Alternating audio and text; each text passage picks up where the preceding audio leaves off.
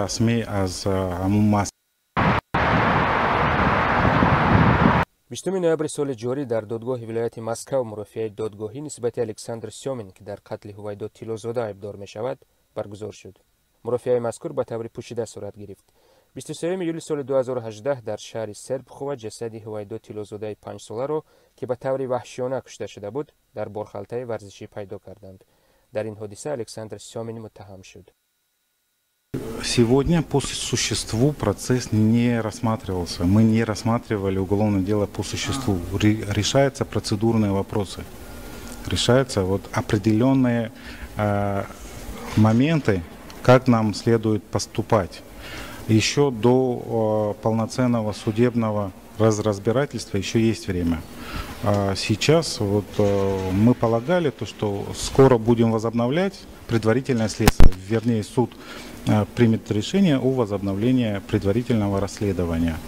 Но, к сожалению, мы будем брать паузу, скорее всего, это как суд решит, о том, что чтобы Сычевский районный суд заново рассмотрел вопрос о необходимости применения мер медхарактера в отношении увлеченного лица Сёмина. Процесс ози манда маъқул нест процесс. Мисол вақте ки ман ҳам талаб мекунам, ман ду бор се бор қатъи адвокатам дархост мекунам суд ба ки мисол аму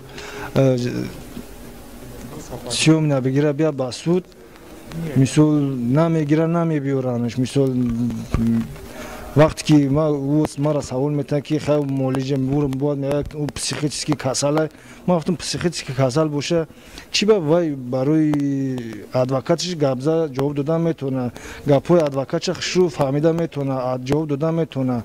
Просто дар иҷа ягон гап нест, иҷа адвокаташ ӯро хонондагӣ раъйшон метавад. Вақте ки ҳамхел гуфтем мо интарвю мекунем, иҷа як консерт бу рафтест, ман ҳеҷ чиз нафаҳмидам. Бубахшед, Александр Сёмин ҳузур надорад айни ҳол дар мурофиа? Не, дар мурофиа овози ҳузур надорад.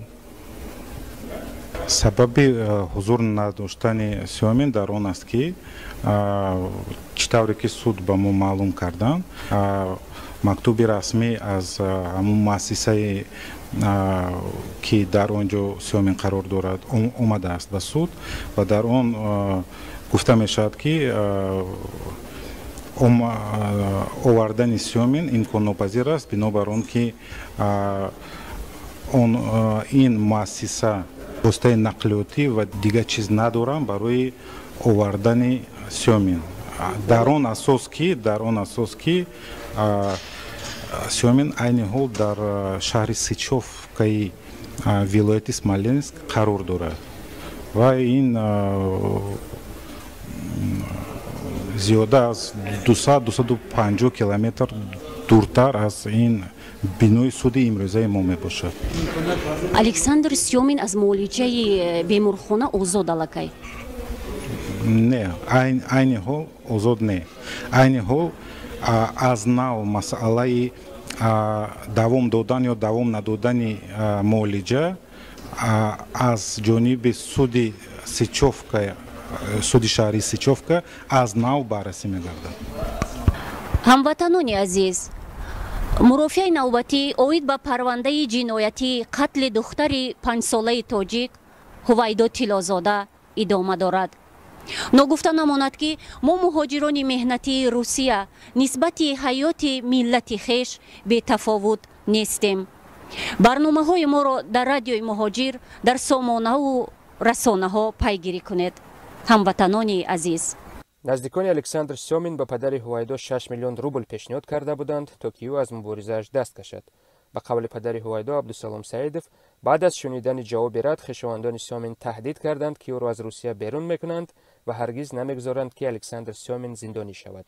падари Ҳувайдо мегӯяд, мошини яке аз вакилони дифоашро дар макони зисташ оташ зада буданд, ки дар натиҷа Абдусалом Саидов маҷбур шуд ҳимоятгари худро иваз кунад. Абдусалом Саидов падари 4 фарзанд аст, ки якеаш аз бемории фалаҷи мағзӣ азият мекашад. ба қавли Абдусалом Саидов, барои табобати фарзанди бемораш ва таъмин намудани оилаи худ ба кӯмаки молиявӣ ниёз дорад.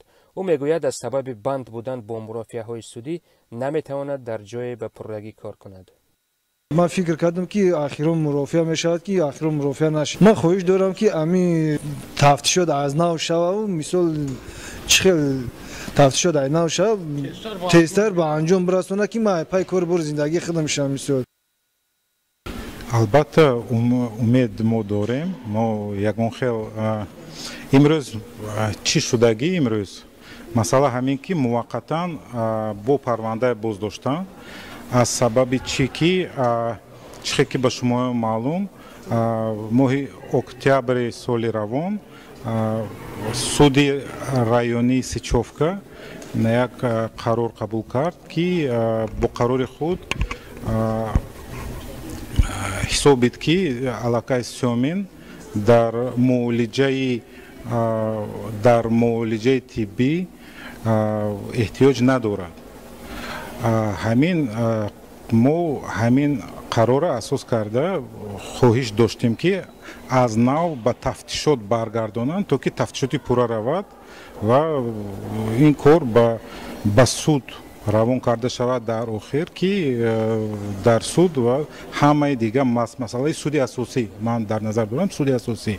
лекин дар ин ҷо як кор шуд ки мо ҳозир ҳамин камтар вақти моя мегирад муваққатан якуни моҳи дигар ин ҳамин қарори райони Сичевка аз ҷониби суди вилояти Смоленски Федератсияи Русия бекор карда шуда аз нав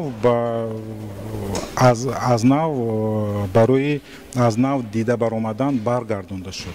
ҳозир мо интизори он ки суди навро ки оиди саломатии Сёмин мурофиаи нав бояд дар Сичевка қарор гирад ва мо ҳозир интизори он ки суди нав шавад. ҳувайдо Тилозода аввалин кӯдаки тоҷик нест ки ба таври ваҳшиёна дар Русия кушта шудааст. 9 феврали соли 2004 дар шаҳри Санкт-Петербурги Русия миллатгароён Хуршеда Султоноваи 8 соларо бо 11 зарби корд ба қатл расонданд.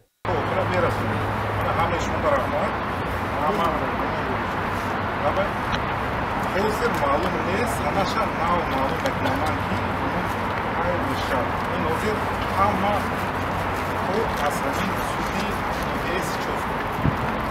падари ҳувайдо Тилозода Абдусалом Саидов ба радиои Муҳоҷир иброз дошт ки умедвор аст пирӯз мешавад ва рӯҳи ҷигарбандаш ором мегардад. ба қавли Абдусалом Саидов пирӯзии ӯ пирӯзии кулли Тоҷикистон хоҳад буд. Меҳрзод Шарифзода, Матлуба Салимзода, махсус барои радиои Муҳоҷир.